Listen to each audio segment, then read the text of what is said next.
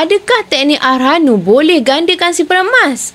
Jom dengar jawapan jujur daripada Dr. Siti, sahabat dealer Public Gold saya. Berdasarkan pengalaman pakar-pakar emas seperti Tuan Zulkifli Syafiee, Tuan Syukur Hashim dan Tuan Azizi Ali, penulis buku-buku kewangan dan emas, teknik pajak untuk gandakan emas ni tak sesuai kerana ia bukannya menambah gram emas, ia hanya menambah hutang. Ramai orang salah faham. Apabila ada syarikat emas yang mengajar pajak emas dapat duit, beli emas lagi, nampak macam bijak.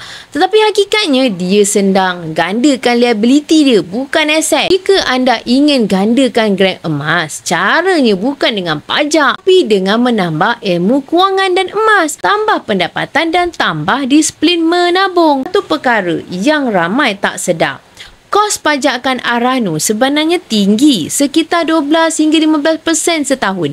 Ianya lebih rendah daripada charge kad kredit, tetapi tetap mahal untuk sesuatu yang tak menambah nilai aset. Jika teknik tersebut betul-betul boleh dijadikan semua orang kaya, saya pasti pakar-pakar kewangan sudah pasti ajarkan teknik ni sejak dulu lagi. Realitinya, ramai yang tersilap langkah. Teknik pajak gadai ni kerap dimanipulasi oleh peniaga emas kerana jualan emas mereka akan meningkat, tetapi pembeli pula menanggung hutang yang semakin besar. Sebagai contohnya lah, jika anda ada 1 kilo emas dalam Arhanu, sebenarnya yang benar-benar milik anda mungkin tak sampai 300 gram pun. Baki 700 gram tu masih menjadi hutang dengan Arhanu. Jika untungnya cuma secupak. Tetapi bila ruginya segantang. Sebab itu, anda tak perlu nak kejar teknik pelik-pelik tu untuk kaya dengan emas. Buat cara paling mudah je. Beli, simpan dan konsisten. Anda boleh gunakan akaun Get Public Gold